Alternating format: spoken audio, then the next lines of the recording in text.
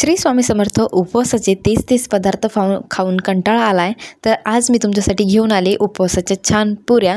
तर इथे आता उपवासासाठी जी म्हणजे पुऱ्यासोबत खाणारी जी भाजी आहे ती आपण अगोदर बनवून घेऊया. तर एकाच व्हिडिओमध्ये तुम्हाला दोन्ही मी रेसिपी दाखवते. तर इथे मी अगोदर भाजी बनवून घेत होते. त्यासाठी मी शेंगदाणे आणि मिरच्या ह्या दोन्ही व्यवस्थित भाजून घ्यायच्या आणि त्याची एक अशी फाईन पेस्ट बनवून घ्यायची.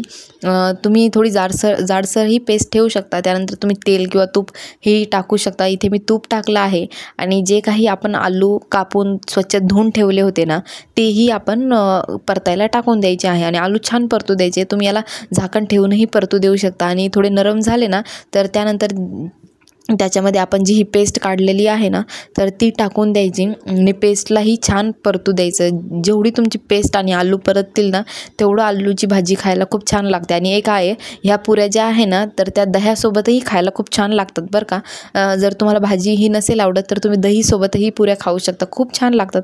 आणि त्यानंतर मी इथे मीठ टाकलं आणि सिंपलच भाजी केली. तर त्यानंतर इथे मी राजगिऱ्याचं आणि भगरीचं जे पीठ असतं ते घेतलं.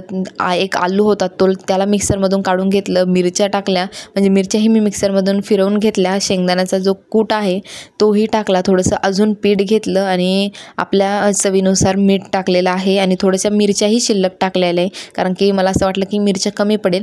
त्यानंतर हे सगळे जिन्नस जे आहे ते मिक्स करून घ्यायचे. मस्त मिक्स करून घेतले की थोडं पाणी घालूनच तुम्ही याला भिजवा, कारण की जर आपण एकदम पाणी टाकलं तर ते पीठ पतलं व्हायची भीती असते. तर त्यामुळे हळूहळू थोडंसं पीठ भिजवलं पाणी टाकून तर छान भिजतंही आणि मुरस्तंही पीठ छान. इथे मी छान असा गोळा तयार करून घेतला त्या पिठाचा आणि थोडासा तेलाचा हात लावून चांगलं मळून घ्यायचं, जेणेकरून आपल्या पुऱ्या ज्या आहे त्या छान फुलतीलही आणि नरमही येतील. तर इथे मी चांगलं आता तेल लावून छान डोला जे आहे ते मस्त आता मळून घेत आहे.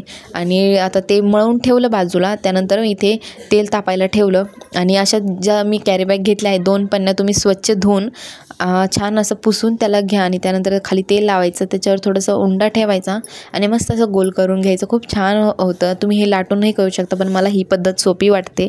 आणि त्यानंतर एक पुरी तुम्ही करून घेऊ शकता. आणि मला असं वाटतं की लाटण्यापेक्षा ह्या पुऱ्या खूप लवकर होतात. माझ्या तर खूप लवकर झाल्या. मग तेल कडकडीत तापलं होतं आणि हे तेल शेंगदाण्याचं आहे बरं का, उपवासाचं आहे, त्यामुळे काही हरकत नाही खायला.